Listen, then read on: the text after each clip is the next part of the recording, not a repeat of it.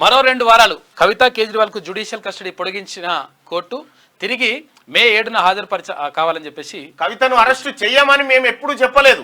Rules ప్రకారమే ఆమెను arrest చేసినాం. ఈడీ మాకు జ్యూరిడిక్షన్ అంటూ ఏమీ ఉండదు. కవితకు అరుణ్ పిల్లై బినామీ అని వెల్లడి.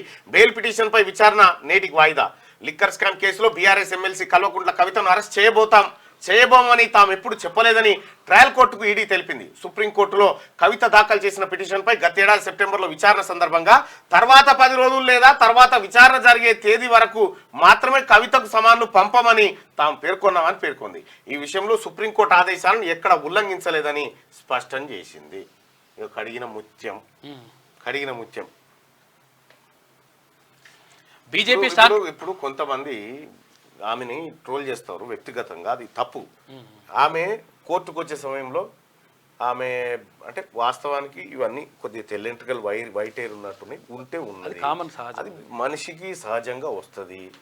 దాన్ని కొంతమంది ట్రోల్ చేయడం అది పద్ధతి కాదు. ఆమె శరీరాన్ని ఎవరు ఏమనకండి, ఆమె పని విషయంలోనే మాట్లాడండి.